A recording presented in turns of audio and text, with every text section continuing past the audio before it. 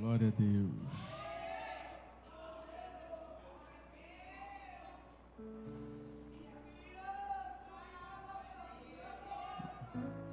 Vamos lá? 1 Pedro 4, verso de número 6. 1 Pedro 4, verso 6 ao verso 11.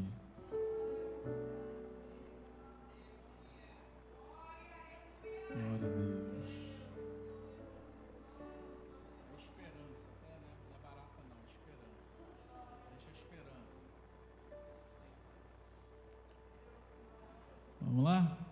1 Pedro 4, verso 6. Diz assim o texto: Por isso, as boas novas foram anunciadas até mesmo aos mortos, pois embora estivessem destinados a morrer,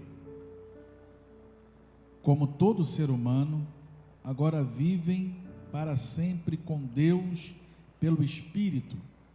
O fim de todas as coisas está próximo. Portanto, sejam sensatos e disciplinados em suas orações. Acima de tudo, amem uns aos outros sinceramente, pois o amor cobre muitos pecados. Abram sua casa de bom grado para os que necessitam de um lugar para se hospedar. Deus concedeu um dom a cada um, e vocês devem usá-lo para servir uns aos outros, fazendo bom uso da múltipla e variada graça divina. Você tem o dom de falar? Então faça de acordo com as palavras de Deus. Tem o dom de ajudar? Faça-o com a força que Deus lhe dá. Assim, tudo o que você realizar trará glória a Deus por meio de Jesus Cristo. A Ele sejam a glória e o poder para todos sempre. Amém. Senhor, pedimos a Ti nesse momento, que Teu Espírito Santo traga iluminação, compreensão da Tua palavra para a nossa vida, Senhor. Queremos sair daqui nessa noite, Deus, entendendo um pouco mais da Tua palavra, Senhor, amadurecidos pela mesma, Senhor, ó Deus, direcionados por ela, Senhor, exortados, Senhor, pela Tua palavra, encorajados, Senhor, edificados, Senhor, porque a Tua palavra é viva e eficaz, mais penetrante do que qualquer espada de 2 gumes, Senhor, que penetra até a divisão da alma e do espírito, e que é apta para discernir as intenções do coração do ser humano. Ó Deus, é pela Tua palavra que a nossa alma anseia. Ó Deus, a nossa fome não é só pelo pão, ó Deus, que vem para o intestino, para o nosso estômago. A nossa fome é da Tua presença, a nossa fome é da Tua palavra, a nossa fome é ser alimentado por ela. O nosso homem interior precisa cada dia desse alimento, do pão vivo que desceu do céu. Ó Senhor, esse pão que nos alimenta e sacia-nos, Senhor, com a Tua presença. Que essa noite, ó Deus, seja uma noite em que a Tua palavra, Senhor, ache espaço no nosso coração. De igual modo, abrimos o nosso coração, ó Deus, para que ela possa fazer o trabalho que lhe apraz, que é mudar a nossa vida, mudar o nosso olhar, mudar a nossa visão de mundo, Senhor, e ser, ó Pai, ó Deus eterno, andar de acordo com a Tua palavra. Seja conosco, assim te oramos no nome de Jesus. Amém, amém. Pode tomar seu assento, meu irmão. Glória a Deus. Vamos continuando aqui. Agora vamos aqui no verso de número 6. Verso de número 6 do capítulo de número 4. Mas antes da gente chegar aqui no verso de número 6, a esses versículos que nós vamos ler, do 6 ao 11, Pedro, ele já vem construindo, uma linha de pensamento aqui muito clara, do verso 1 até o verso de número 5. Lembra que ele fala de romper com o pecado, de abandonar o estilo de vida antigo e não se conformar com os desejos da carne, da nossa natureza humana, Ele vem construindo isso nos versos de 1 ao verso de número 5. Ele lembra que no passado já vivemos tempo demais longe de Deus, né? Seguindo as práticas que não agradavam ao Senhor. Aí o apóstolo Pedro, ele vai escrever aqui para uma igreja que está enfrentando sofrimento, né? Uma igreja que está enfrentando perseguição por conta da fé, uma igreja que está passando pelas incertezas, né?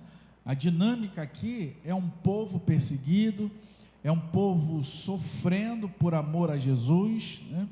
E sendo massacrado por isso.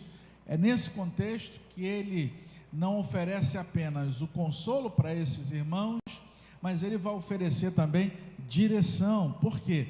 Porque somente consolo vai ser aplicável por um momento da vida. O que a gente precisa é de direção. Qual é a direção? Para onde a gente está indo? Para onde nós estamos avançando? Para que destino nós estamos caminhando? É isso que Pedro vai dizer a esses irmãos aqui nessa carta, né?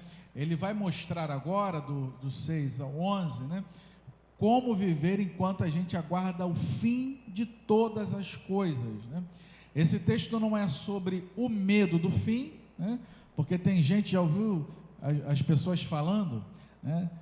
Um certo temor, não gostam de ler Apocalipse, porque o Apocalipse fala do fim, aí tem aquele medo. Não, a gente sabe que o fim se aproxima, a gente sabe que o fim vai chegar, e a gente já tem a vitória garantida, graças a Deus, que nos dá a vitória por meio do nosso Senhor e Salvador Jesus Cristo. O nosso destino já está lá na eternidade com Deus. O nosso destino já está lá, Jesus vindo para buscar a sua igreja. O nosso destino já está lá, vamos estar com Ele eternamente. Por isso a gente não tem medo do fim, mas a gente segue com um propósito, caminhando, aguardando o fim de todas as coisas.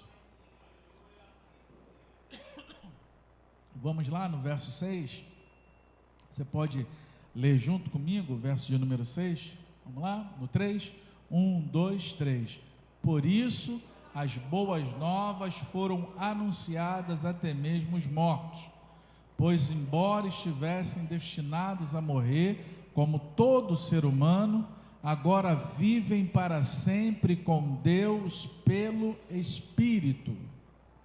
Por isso, Pedro conecta aqui com o verso de número 5, lembra lá que ele fala no 5? Lembre-se, porém, de que eles terão de prestar conta àquele que está pronto para julgar a todos, vivos e mortos. Aí no verso 6, por isso, ele está conectando isso, que Deus julga vivos e mortos. Por isso o Evangelho é anunciado a todos, né? O versículo vai se aplicar aqui à luz da realidade do julgamento. O ser humano vai passar por um julgamento, quer ele esteja vivo, quer ele esteja morto, diante de Deus, vai passar por esse julgamento, né? As boas novas foram anunciadas.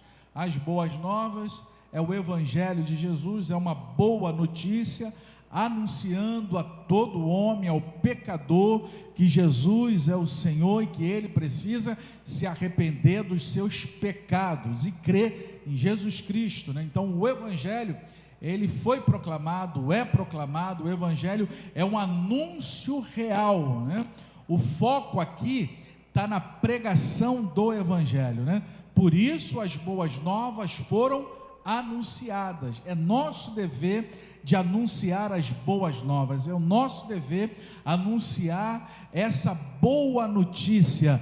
A boa notícia qual é? É que Jesus Cristo veio para salvar o homem pecador. A boa notícia é que Jesus veio conectar o homem com o Pai Celestial. A boa notícia é que Jesus veio dar a sua vida em resgate de muitos. A boa notícia é que Jesus veio para conectar o homem para com Deus novamente. A boa notícia é que Ele está aqui, morreu na cruz e ressuscitou ao terceiro dia para dar ao ser humano a salvação. Basta o ser humano crer e se arrepender em Jesus Cristo. Então esse evangelho é o que nós temos que anunciar e que foi anunciado desde os apóstolos até a gente hoje, a anunciação do evangelho de Jesus Cristo, né? Aí ele vai dizer aqui no verso 6, por isso mesmo as boas novas foram anunciadas até os mortos, né? Até os mortos. Aqui a gente precisa ser fiel ao texto e contexto. O versículo não está dizendo aqui que o evangelho foi pregado depois da morte, né? Não significa que depois da morte vai haver uma possibilidade, né, da mensagem do evangelho chegar até a pessoa. Não, não é isso, né? O mais coerente com o fluxo que os versículos vêm dizendo é: as pessoas que ouviram o evangelho em vida e que agora estão mortas. É isso que está dizendo aqui. Por isso as boas notícias foram anunciadas até mesmo os mortos, né? Estavam vivos, ouviram o evangelho, agora estão mortos, mas tiveram uma oportunidade de ouvir o evangelho, né? É isso que o texto está dizendo aqui. Esses mortos aqui vai descrever agora o estado atual dessas pessoas, não o momento em que elas ouviram, né?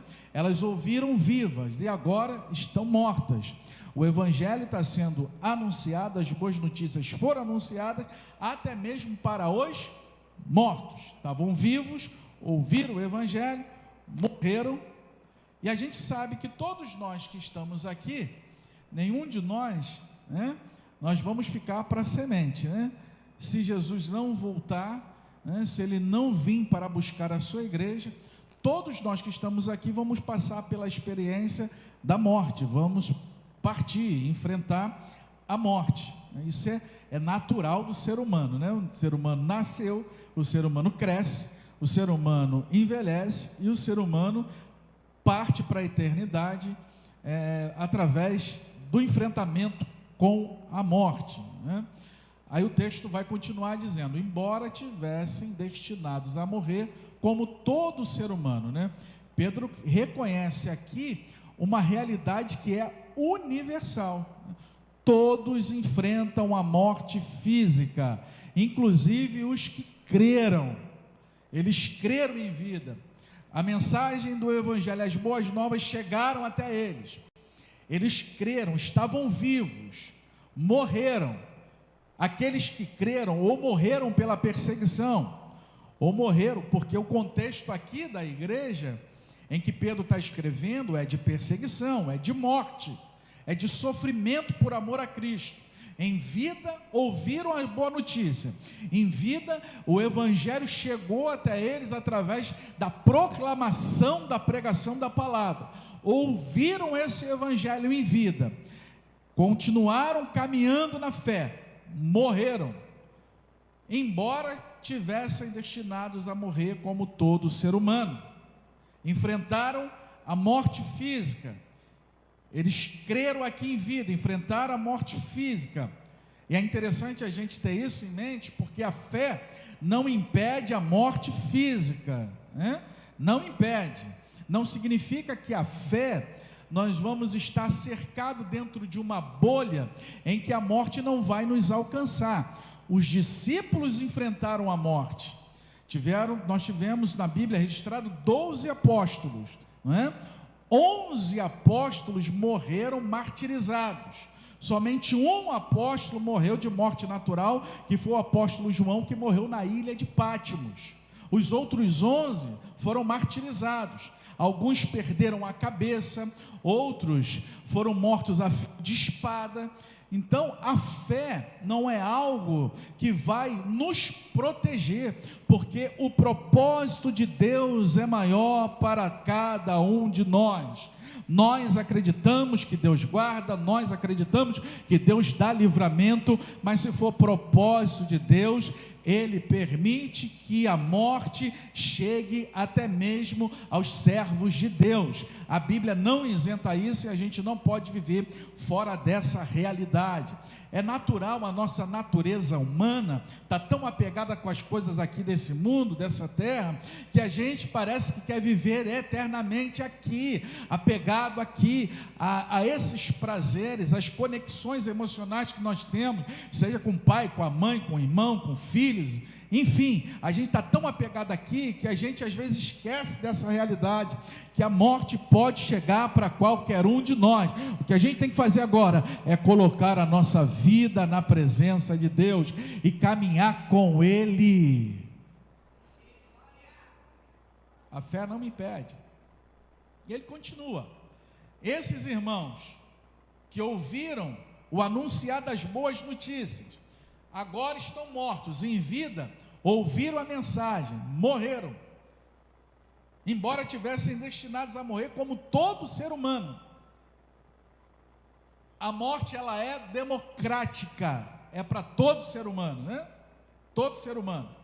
Agora vivem para sempre com Deus pelo Espírito. Aqui Pedro traz um consolo para esses irmãos, aplicando aqui o contraste. Morreram na carne, mas vivem no Espírito diante de Deus. Há uma vida real após a morte, né? Para aqueles que foram alcançados pelo Evangelho do nosso Senhor e Salvador Jesus Cristo. Tombou aqui, acordou na eternidade. Fechou os olhos aqui, está vivo para com Deus eternamente.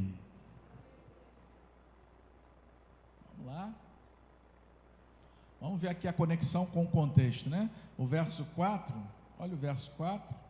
Agora essas pessoas ficam surpresas quando vocês deixam de participar de suas práticas degeneradas e destrutivas, e por isso os difamam, né?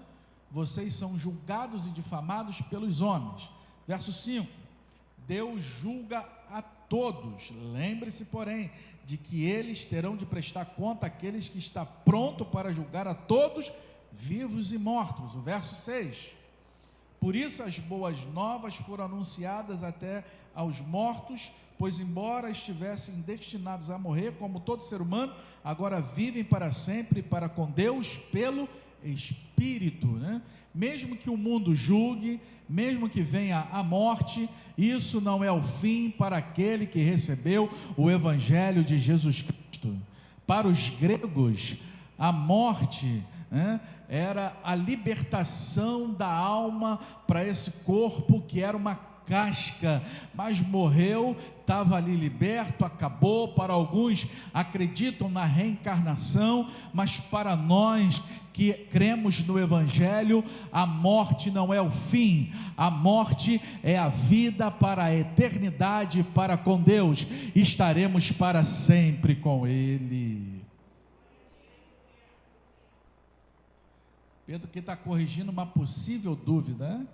Se o cristão sofre até a morte, qual é a vantagem? A resposta: eles podem morrer como todos, mas vivem com Deus. A morte física não anula o efeito do Evangelho, ela apenas revela o resultado final. Crente não vive com medo da morte. Crente tem a sua fé em Deus. Tem a sua fé em Deus. A gente ora, a gente busca, a gente jejua, né? A gente pede a Deus uma cura, mas a gente sabe que a nossa vida aqui, ela é passageira, e a gente tem que estar com os olhos na eternidade. Na eternidade, pensamento em Deus, né? Verso 7. Vamos lá no 3? 1, 2, 3. O fim.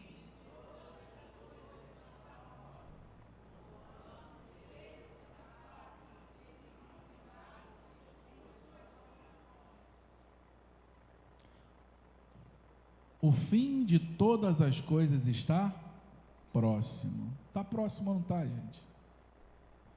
O mundo está aí, né? A apostasia está reinando. pecado está torto e à direito, o aumento da iniquidade, o amor se esfriando, e a iniquidade aumentando. Olha como está a nossa volta, né? O fim de todas as coisas está próximo.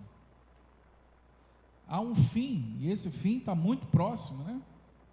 O fim, quando que Pedro fala aqui, não é aniquilação, porque tem uma doutrina aí que fala que quando Deus vier e julgar e vai aniquilar, vai deixar de existir. Não. O julgamento de Deus, cada ser humano vai receber um justo julgamento e vai receber a sua causa sendo julgada. Uns estarão para sempre com o Senhor e outros condenados eternamente, né? O fim aqui não é aniquilação, o fim aqui é a consumação de todas as coisas, o fechamento da história, né?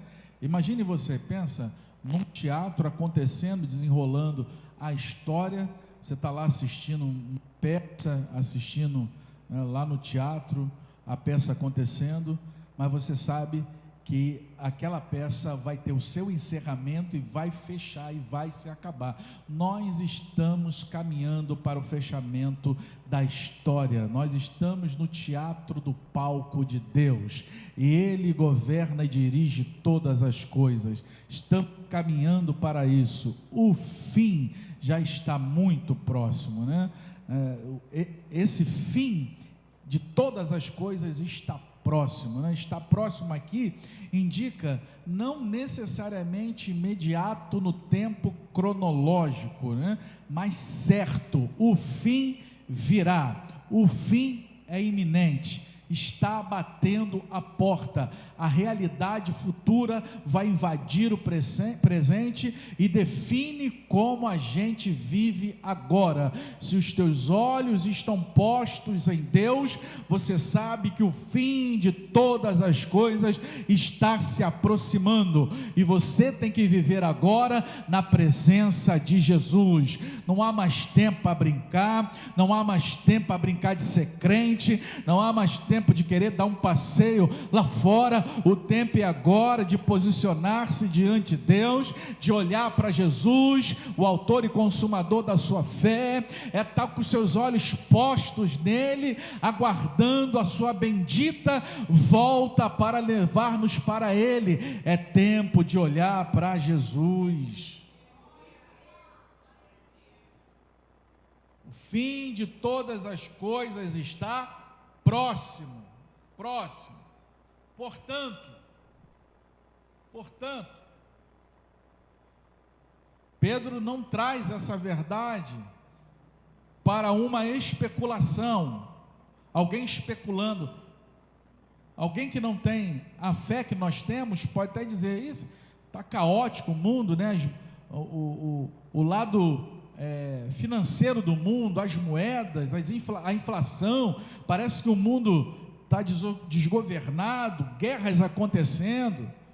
Mas nós sabemos que o fim está às portas, e Pedro não diz isso para especular alguma coisa, né? Não, Pedro diz isso porque ele crê, ele acredita, e ele sabe que recebeu uma revelação do Espírito Santo para escrever isso, que o fim está próximo, né? Fim está próximo. Aí ele vai dizer: portanto, sejam sensatos. O que a gente pode tirar disso? O fim se aproxima de todas as coisas. E agora, concluindo, o que eu tenho que fazer? O fim está se aproximando, as pessoas estão esfriando no amor, a violência se estendendo, o ser humano deixando o afeto natural pelas pessoas, a ganância tomando conta da humanidade. É olho por olho, é dente por dente, é um querendo devorar o outro. O fim está aí, se aproximando. O que a gente faz com isso? Portanto, sejam sensatos. A orientação de Pedro para cada um de nós, ele está apontando Para quê? Para sobriedade. Seja sensato, mente equilibrada, pensamento claro. Não viva de forma impulsiva, não viva de forma descontrolada, não viva uma vida que você não consegue ter uma lucidez espiritual. Quem entende o fim, vive lucidez espiritual. Quem entende que o fim se aproxima, vive uma vida sensata, equilibrada, sóbria, entendendo, discernindo todas as coisas, entendendo que a gente não pode ficar sem oração, a gente não pode ficar sem depender de Deus, sem buscar uma orientação, sem buscar direção, sem buscar intimidade. A gente tem que viver sobriamente, sensato. Portanto, sejam sensatos,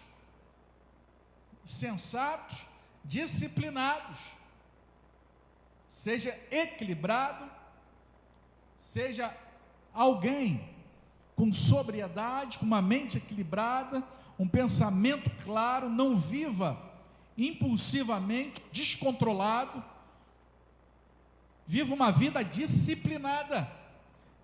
Viver uma vida disciplinada era uma vida de autocontrole, é uma vida de domínio próprio.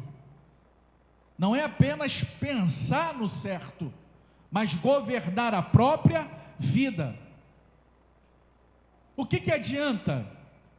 O fim de todas as coisas se aproxima. O que adianta? Eu ser uma pessoa de oração, mas eu não ter na minha vida sensatez e disciplina. O que vai acontecer? Eu vou ser uma pessoa de oração desequilibrado, descontrolado, destemperado, sem equilíbrio, impulsivo, descontrolado. Eu preciso que a minha vida esteja sensata e que a minha vida esteja disciplinada. Tenha autocontrole, domínio próprio. Eu consiga governar a minha própria vida em suas orações. O alvo dessas atitudes é específico: ser equilibrado, ser sensato, ser disciplinado. Qual é o alvo disso? É uma vida de oração, né? Sensatez e disciplina não é um fim em si mesmo, mas servem para sustentar uma oração verdadeira e constante.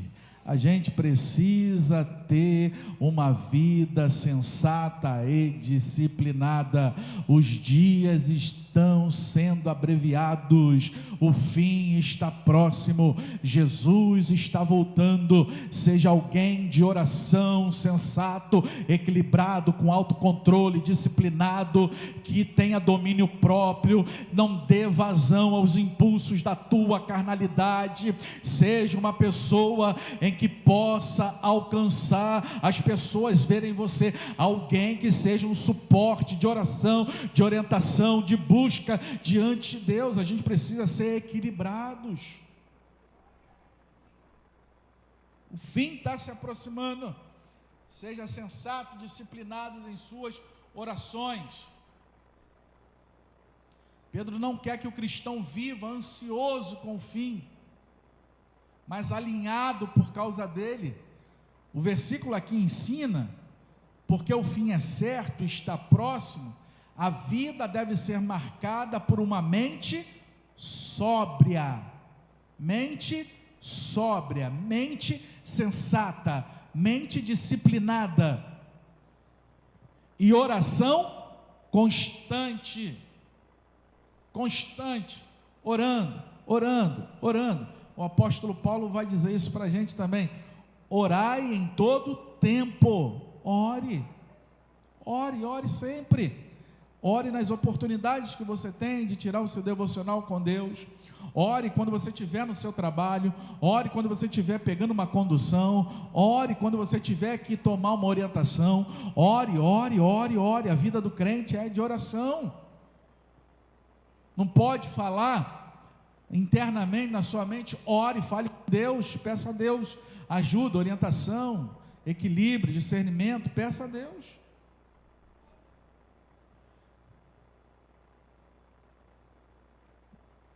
Verso de número 8. Vamos lá? 1, 2, 3.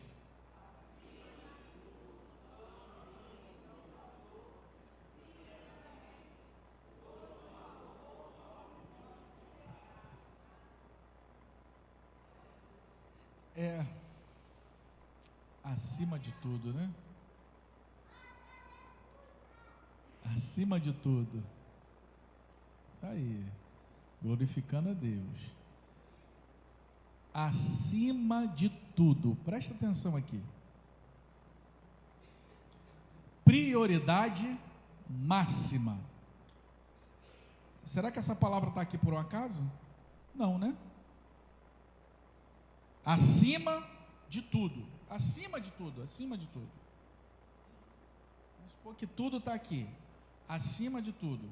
Essa garrafa está acima de tudo, acima de tudo, acima de tudo, acima de tudo. Tudo que ele falou até agora, ele vai destacar aqui algo central. Não vai ser aqui agora apenas uma, a gente pode pensar que seja apenas uma instrução. Não, é aquilo que está em prioridade máxima. Entre tudo que ele vem dizendo até agora, sobre o fim, sobre a oração, sobre a vigilância, que é a sensatez e a disciplina, o que ele vai dizer agora é que o amor deve ocupar o lugar principal.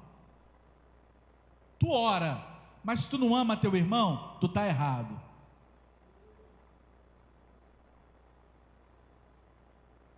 Tu é equilibrado, tu tem sensatez, tu tem disciplina. Se você não ama teu irmão, você está errado. Acima de tudo, se você serve a Deus, se você trabalha em alguma coisa na obra de Deus, mas se você tem ranço contra o teu irmão, você está errado. Se você não consegue ficar em paz com ele ou com ela, se você não consegue dar a paz do Senhor para ele ou para ela, se você não consegue dar um abraço nele ou nela, você está errado.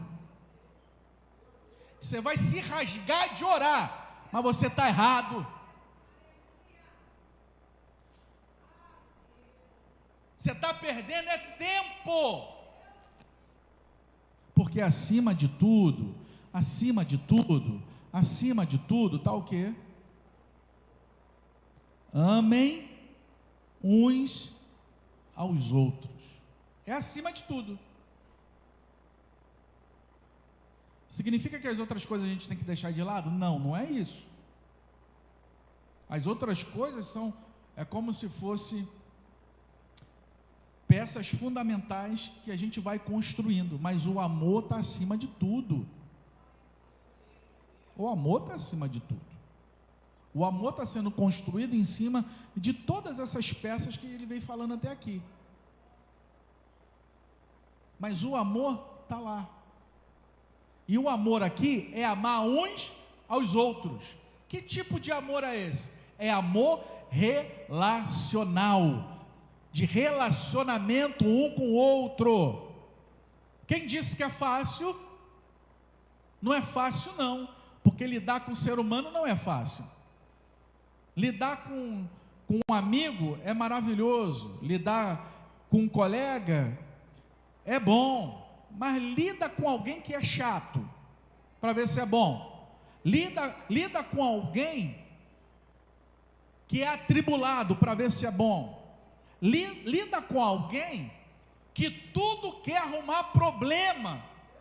Lida com alguém que se bota no departamento A, arruma problema, entra no departamento B, dá problema, entra no departamento C, dá problema. Tem que amar esse e essa aí. Ama alguém que você dá oportunidade e mesmo assim é difícil de lidar. Você tem que amar. E outra coisa, outro detalhe, né? A gente vê muitos outros, e a gente também. A gente não é a Coca-Cola do deserto não, tá? Nós somos chatos também. Somos também. Que a gente só quer olhar para o outro. E a gente? Tu não tem tua mania, não? Não tem, não? Tua chatice, não? Eu tenho as minhas. A gente precisa amar uns aos outros. O que adianta? Ora. Há uma manifestação do poder, fala línguas estranhas, mas não consegue dar a paz do Senhor para o irmão. Adianta o quê? Não é o Espírito Santo, não. Isso é emoção da carne. Porque o Espírito Santo vai te conduzir a viver uma vida relacional de amor uns com os outros. Rodopia, profetiza, fala em línguas, mas não tem capacidade de amar o teu irmão. O Espírito Santo não está nesse negócio, não, porque o Espírito Santo nos conduz a amar uns aos outros. Qual é a obra do Espírito Santo? Santificação. A obra do Espírito Santo é fazer a gente ser parecido com Jesus. A obra do Espírito Santo é transbordar os frutos do Espírito dentro do nosso interior.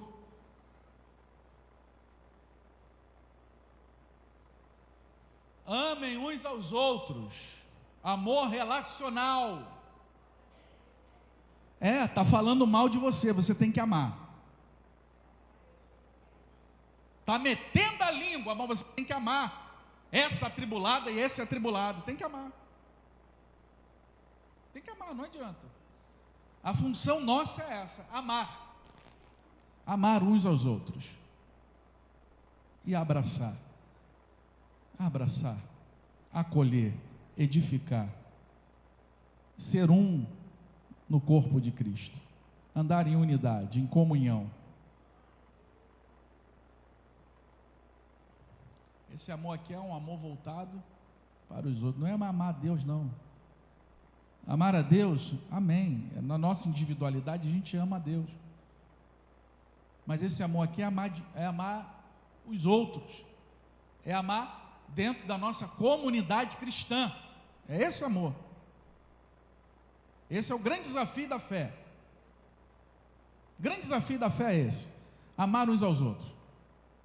Vim aqui se entortar, pular, isso, qualquer um consegue fazer isso. Amar que é difícil. Amar é o teste da prova. Amar é você colocar o teu cristianismo em prática. Amar é você dizer, eu quero me parecer com Jesus, amar o meu próximo. E olha para cá. E a gente tem que amar uns aos outros sinceramente. Não é hipocritamente, não. Tá? Eu te amo, querida.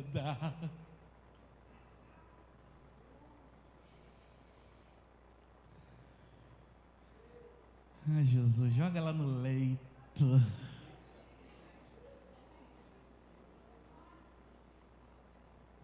Oh, meu amado, a paz do Senhor. Uma faca enorme nas costas, querendo garfar nas costas dele. Tu está pensando que está enganando quem? Jesus não é o pirata do Caribe, não, tá? Que tem aquele tampão no olho, não, tá? Os olhos do Senhor estão sobre a terra. E procura os fiéis, né? Ame sinceramente. Ame sem cera. Sabe o que é isso? Sinceramente, eram as máscaras de cera que se usava no teatro grego. Sinceramente vem dessa palavra, sem cera, sem máscara. Sem máscara. Não é um amor mascarado, não. É amar verdadeiramente. Amar é fazer o bem, você sabia disso? Olha só, gente. Amar não significa que você vai ter um convívio muito íntimo com uma pessoa. O convívio muito íntimo é com alguém que passou por um nível de amizade. Mas amar é que você vai fazer o bem pela pessoa. Você vai ajudar, você vai estender a mão, você vai abraçar, você vai acolher. A intimidade de uma amizade é o relacionamento quando ele vai se estreitando mais ainda. E a gente tem vínculos com algumas pessoas maiores do que com outra. Mas o amor tem que ser o ponto principal da nossa fé cristã. Porque senão eu vou estar aqui dentro como um religioso. É um religioso. Jesus volta e se eu não amo, eu fico. Com todo o suposto poder que eu tenho, com toda a profecia, com toda manifestação de poder que eu tenho, eu vou ficar aqui, porque eu não amo, meu coração está contaminado, meu coração olha para o outro com uma máscara, sem sinceridade, com falsidade. O amor não pode ser fingido. Já viu? Amor de bastidores. Amor fala que ama na frente, por trás trama. Isso não é amor, isso é falsidade. Pedro está dizendo para a gente que a gente tem que amar uns aos outros sinceramente. Um amor profundo, constante, estendido ao máximo para o outro.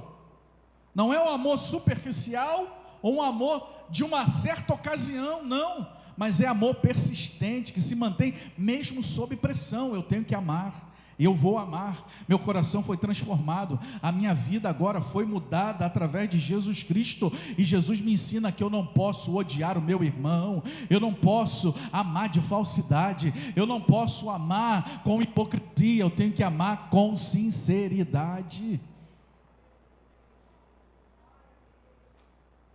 Por que, gente? Porque o amor cobre muitos pecados.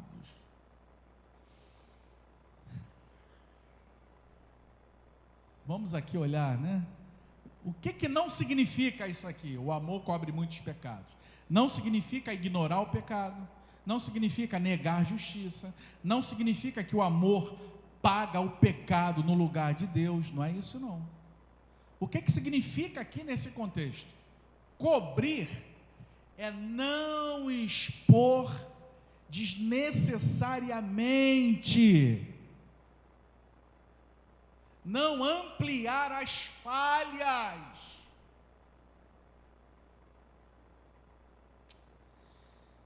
Eduardo, o daí, rapaz, ele fez isso aqui comigo. Aí o daí fez A, aí eu passo para o Eduardo. O daí fez C, o A e o B, eu já botei o C em cima. Aí eu vou ampliando a falha. O amor sincero, ele cobre muitos pecados. Qual é o sentido disso? Não transformar erros em ruptura. Quem não erra aqui, gente? Quem não falha aqui? É alguém perfeito aqui entre nós? Há um santo, uma santa que nunca errou, que nunca falhou, que nunca cometeu nenhum erro, nenhum pecado? Aonde tem? Não tem, né? O amor atua preservando relacionamento. Gente, vamos pensar o seguinte: é nesse nível aqui mesmo. Lá na tua casa, tem teu pai, tua mãe e você que é filho. O pai, a mãe, o filho faz alguma coisa de errado? O que você faz, papai e mamãe? Você corrige seu filho dentro de casa, né? Mas você não pega o que o filhinho fez e bota na esquina para todo mundo saber. Você faz isso? Faz não, né? Vamos acertar aqui dentro da nossa casa. Por quê? Porque o amor cobre.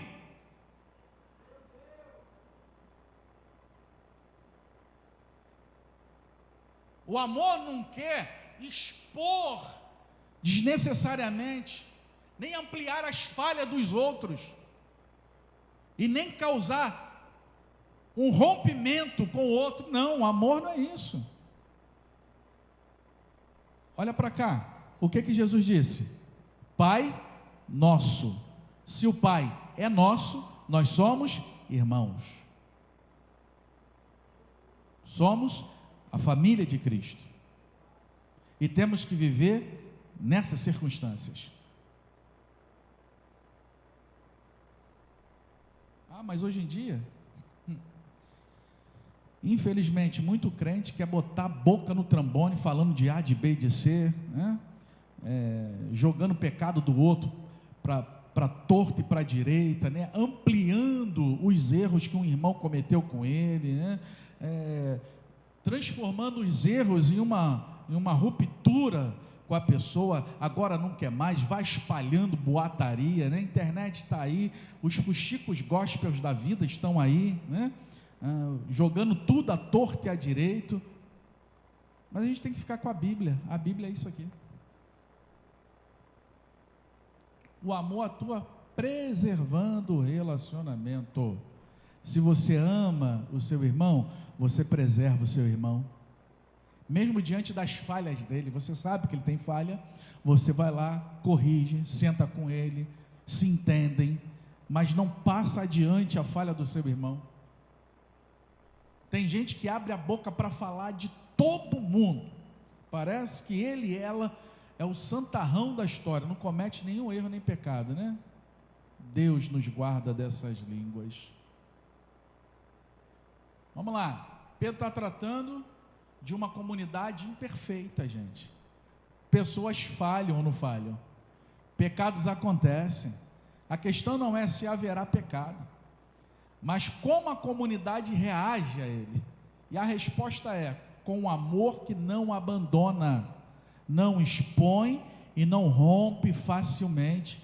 Pedro coloca o amor no centro. Por quê? Sem amor, a comunidade se destrói. Com amor, ela permanece apesar das falhas.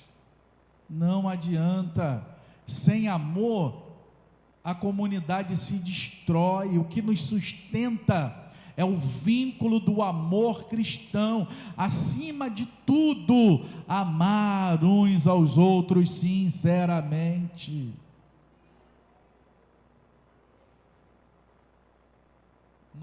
Vamos andar aí. Vamos lá? 1, 2, 3. Abram.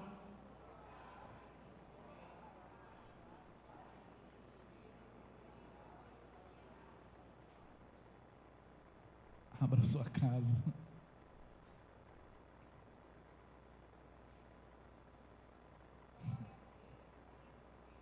Antigamente chamava a gente para almoçar, né? Abriam as casas. Comprou um carro. Pastor, vem aqui orar para ganhar o carro. Comprou uma casa. Pastor, comprei uma casa, vai lá na minha casa, vamos lá orar, gratidão a Deus. Era jovem, pastor, estava em oração e decidimos aqui namorar. Pastor, estamos querendo ficar noivo. Pastor, estamos querendo casar.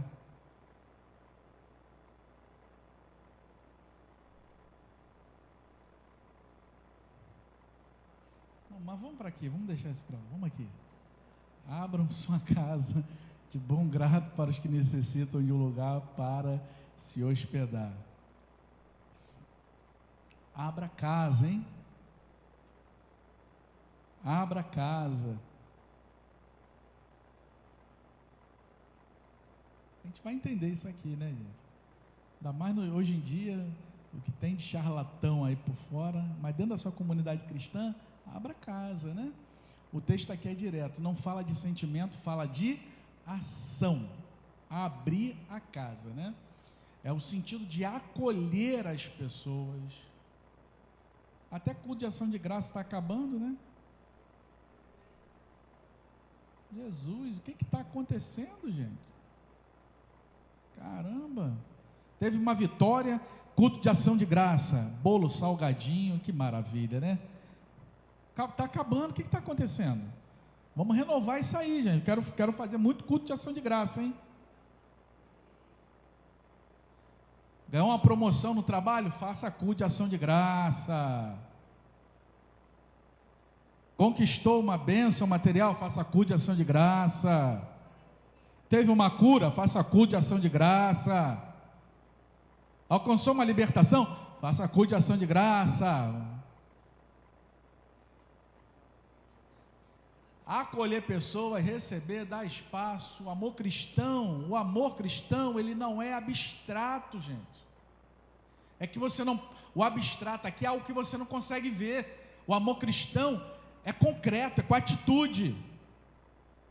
É algo que é visível. Para a gente entender aqui, na época, Pedro está escrevendo isso aqui, abram sua casa. Ele está escrevendo isso aqui porque na época os cristãos, eles estavam sendo perseguidos. Então eles saíam de um lugar e iam para o outro. O que eles precisavam? Acolhimento. E os crentes poderiam ajudar. A comunidade precisava uns dos outros. E esse acolhimento acontecendo. Não era que algo esporádico que ele está escrevendo isso aqui, não, era por conta disso. Então, os irmãos, enfrentando as dificuldades, abriam as casas para receber e acolher esses irmãos de bom grado, né? Abra a casa de bom grado. Qual é a forma? Sem resistência, sem murmuração. O pastor está chegando lá, batendo na tua porta. Aí o varão atende: ô meu pastor, só um minuto que eu vou abrir. Aí a mulher está lá dentro do carro.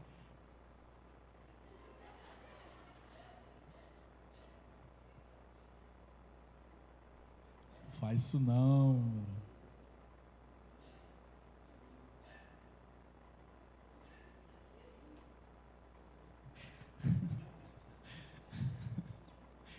Faça sem murmuração.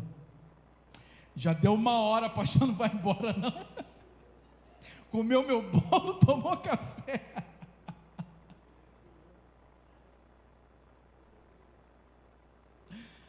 Ai, sem brincadeira. Deus, ele não quer apenas portas abertas não, gente. Sabe o que Deus quer?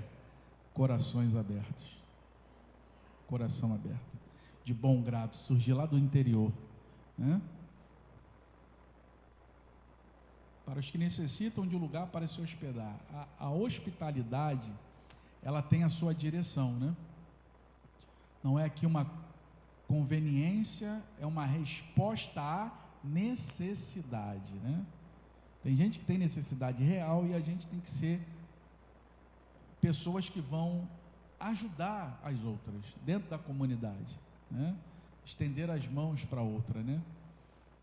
O centro não é quem oferece, mas quem precisa. Pedro mostra que o amor verdadeiro não fica no discurso, ele se traduz em espaço, acolhimento, disposição, né? Simancol, né?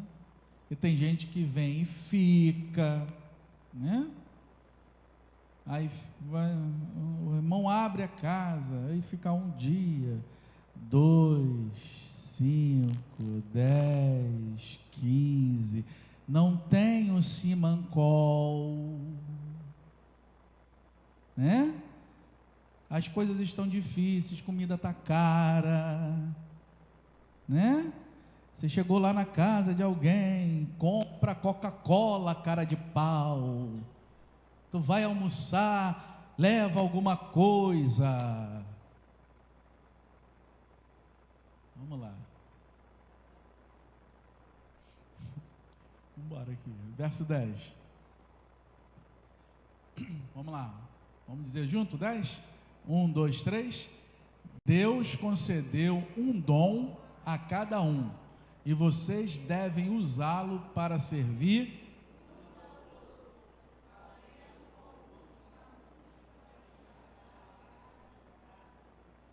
Deus concedeu a origem dos dons, né? O texto aqui deixa bem claro, o dom vem da onde, gente? O dom vem de Deus. O dom não é uma conquista pessoal nossa, o dom vem de Deus. Os dons têm origem divina e não humana, né? Deus concedeu um dom. É essa diversidade pessoal, né? Deus concedeu um dom a cada um. Cada pessoa recebe um dom. Aqui a distribuição individual. Cada um de nós aqui, pelo menos temos um dom. Lembra lá da parábola dos talentos? Quando Jesus reparte os talentos? 1, 2 e 5. Segundo a capacidade de cada um. Mas, pelo menos, cada um recebeu um, né? A cada um, vocês devem usá-lo. O dom que nós recebemos, nós temos que usar como? Com responsabilidade. O dom não é apenas recebido, ele deve ser usado. A responsabilidade prática. Receber e não usar é falha no processo. Recebeu aí o teu dom, cavou um buraco e jogou ele lá dentro, um dia você vai prestar conta diante de Deus do que você está fazendo com o teu dom. Para que é o dom, gente? Para servir uns aos outros. Deus concedeu um dom a cada um e vocês devem usá-los para quê? Para servir uns aos outros. Aqui está o centro desse versículo, né? O dom não é para benefício próprio, o dom é para o outro. O uso do dom é essencialmente relacional e servil. É para a gente servir dentro da comunidade, é servir uns aos outros, né? Fazendo bom uso, né? Deus concedeu a cada um de vocês, vocês devem usá-lo, dom, para servir uns aos outros, fazendo bom uso, é administrar corretamente aquilo que Deus te deu. O dom não é uma propriedade absoluta, é uma responsabilidade que Deus delegou para cada um de nós. Então nós temos que fazer bom uso desse dom, né? Tem gente que usa o dom para aparecer, tem gente que usa o dom para querer fama, tem gente que usa o dom para sobressair pelos outros, tem gente que usa o dom para falar que é mais espiritual do que o outro. Deus concedeu um dom a cada um e vocês devem usá-los para servir uns aos outros, fazendo bom uso da múltipla e variada graça divina, né? Pedro define aqui os dons como uma expressão da graça de Deus. É uma graça que é diversa, é uma graça que é múltipla. Cada dom revela uma parte da graça de Deus, né? A comunidade unida manifesta a riqueza completa da graça divina. Cada um tem um dom, cada um vai servindo, cada um vai colocando em ação o seu dom, e a graça de Deus, ela é manifesta na vida da comunidade dos crentes, né? Isso é maravilhoso, né? Cada um vai aprendendo com o outro, vai servindo ao outro, vai edificando ao outro, e quem ganha isso? É a comunidade dos salvos, né? Esse versículo nos ensina que todo cristão recebeu algo de Deus, e esse algo deve ser usado para servir os outros como expressão da graça de Deus. Deus não te chamou para você ficar sentado, alisando o banco, passa 1 ano, 5 anos, 10 anos, e você não serve, não faz nada na sua igreja local. Um dia você vai prestar conta a Deus do talento e do dom que Ele colocou na tua mão. Não adianta, simples assim. reto, direto e rasteiro. Todos nós vamos prestar conta do dom que recebemos diante de Deus. Eu não quero trabalhar, não quero me envolver com nada, não quero servir um outro. Tá bom, um dia a prestação de conta virá e você vai prestar conta a Deus daquilo que você não está fazendo. Verso 11, e a gente termina aqui no 11. Você tem o dom de falar? Então faça de acordo com as palavras de Deus. Tem o dom de ajudar? Faça com a força que Deus lhe dá. Assim, tudo o que você realizar trará glória a Deus por meio de Jesus Cristo. A Ele sejam a glória e o poder para todo sempre. Amém.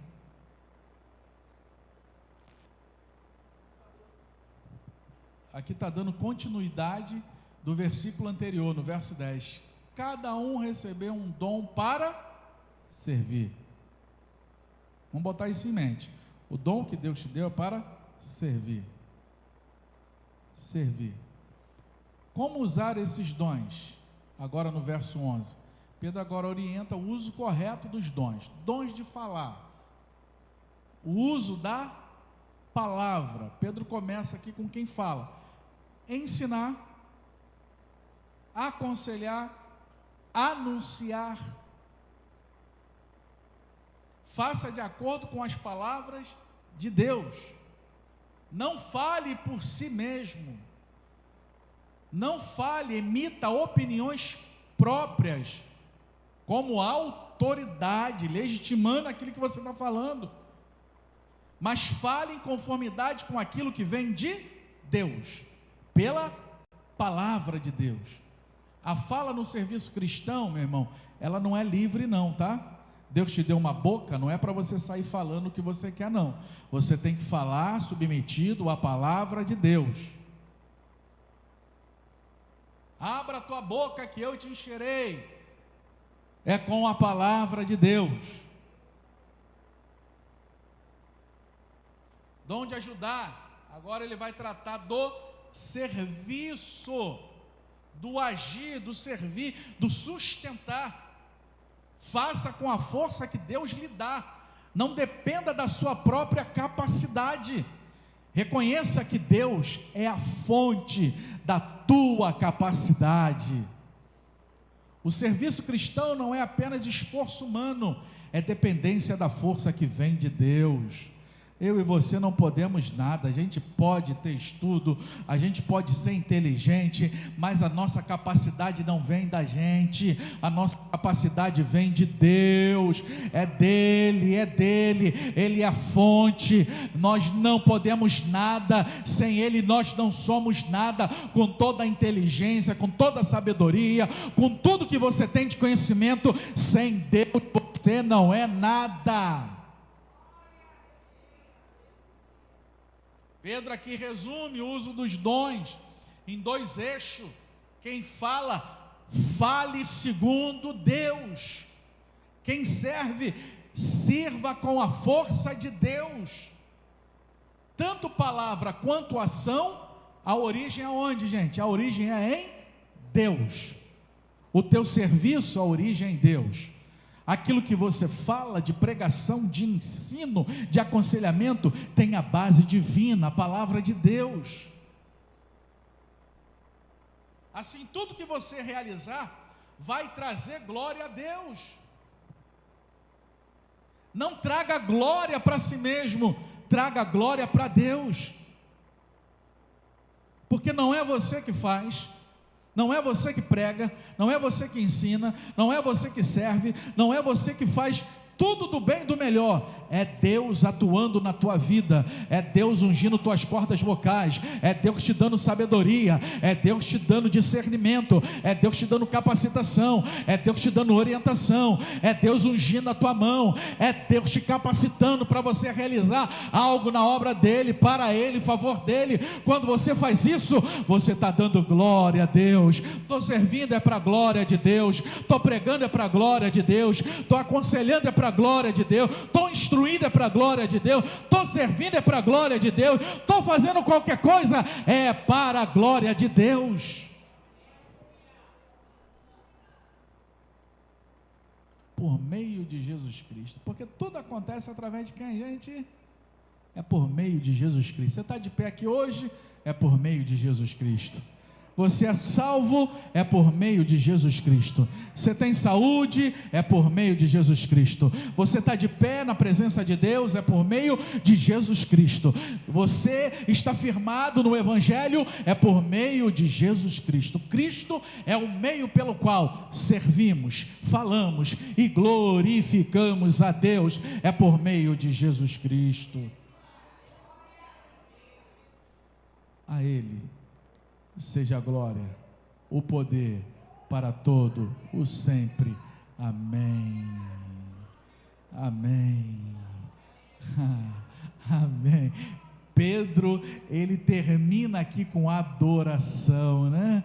A Ele seja a glória, a Ele seja o poder, e para todos sempre. Amém. Assim seja a glória, assim seja o poder a Ele. Tudo é para Ele, tudo converge nele. Tudo é para Ele, a Ele a glória, a Ele o poder, para todos sempre. Amém, amém, amém.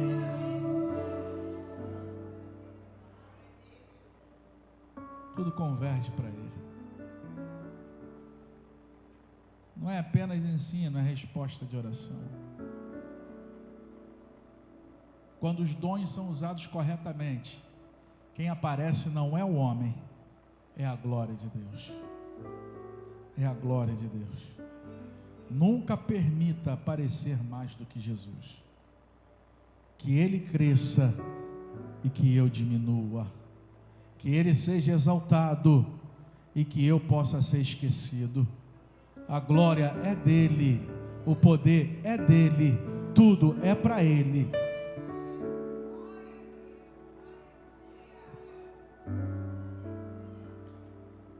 Pedro nos chama aqui a olhar para o fim. Olhe para o fim, porque o fim de todas as coisas está aí.